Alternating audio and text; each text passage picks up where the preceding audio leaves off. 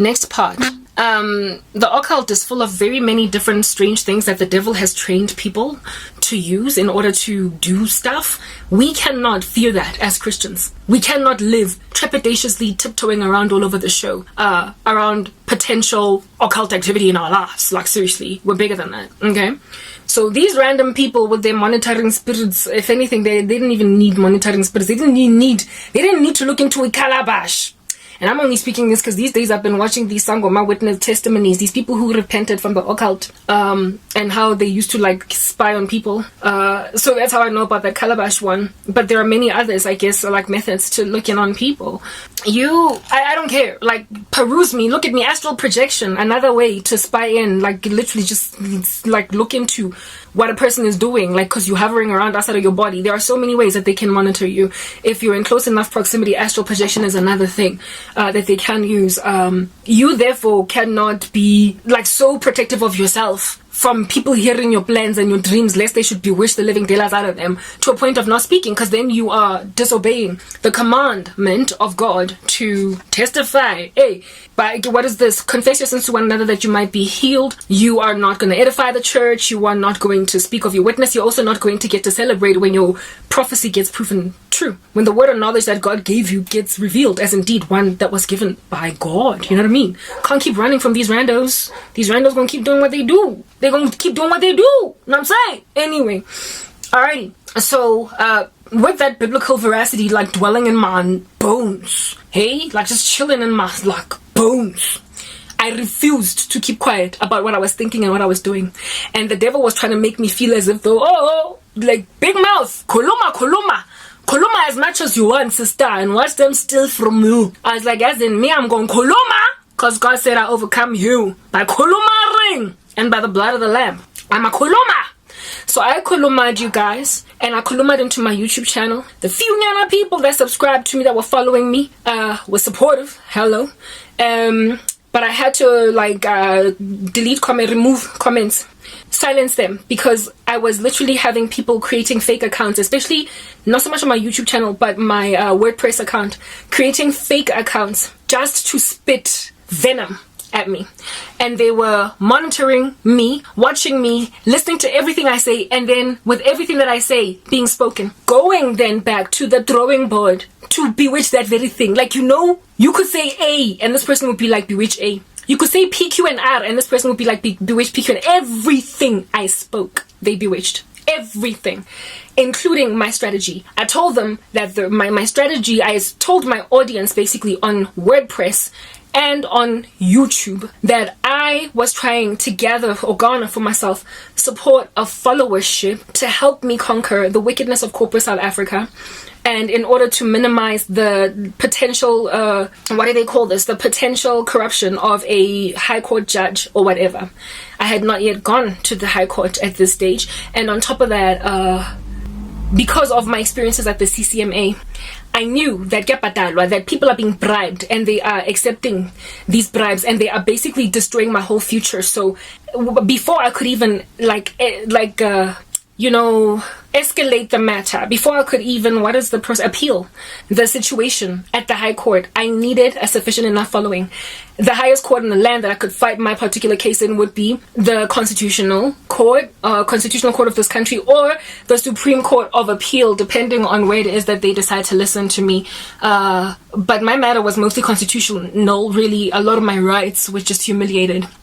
Anyway, I did, if you fail a case at that level, at that height, you can absolutely dream on about starting it again from scratch. It's done, it's closed, it's sealed.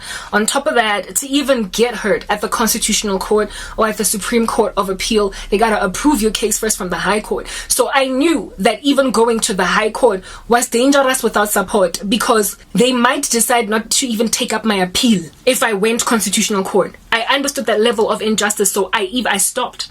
When what happened to me at CCMA happened, and when I couldn't even get representation at the legal aid board because I had no money, and I passed their means test but they completely ignored me, when I realized that nobody was willing to take up my case pro bono, when I realized that I literally, if at all, I used my pension money to try and fight my case, they would drain my funds, I stopped and I was like, first I'm gonna get a mob.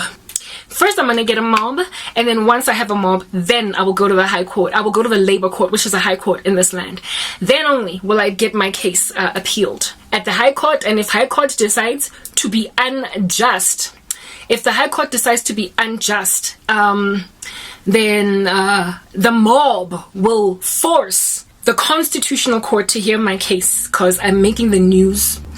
The mob will force the Supreme Court of Appeal to listen to my case because I'm on the news. They won't be able to ignore me. If you're a little bit of an Aaron Brockovich walking around, you're gonna get heard. I literally wanted that kind of cloud following. I'm smart, guys, and I know how to put my act together. So because these people knew that and they were also listening to me talk about these strategies, the servant of God, be afraid, be very afraid, mark the man of the Lord. There is a future for the man of peace, but they're also a very frightful sign and a frightful sign because they've got God behind them.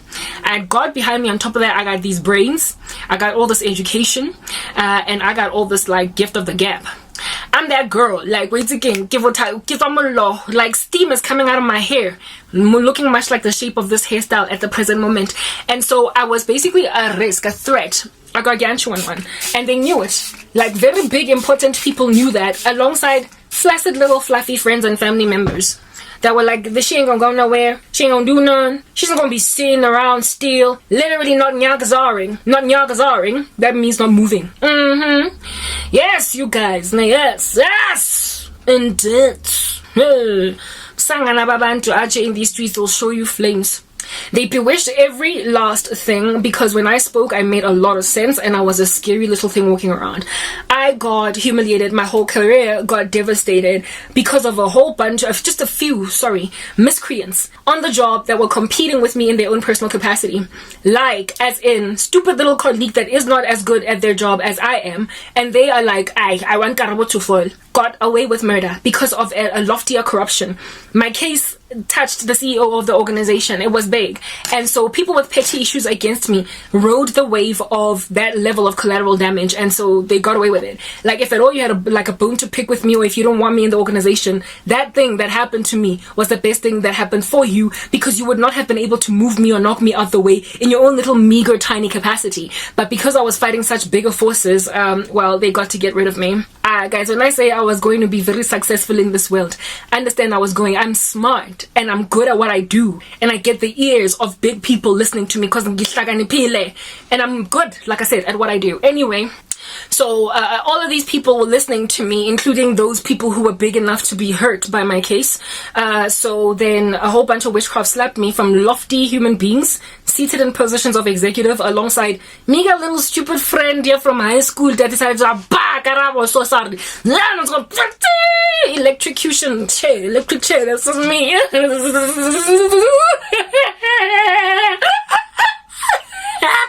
I got put in an electric chair by megawatts of electric power in me from multiple sources of sorcery, and I was like,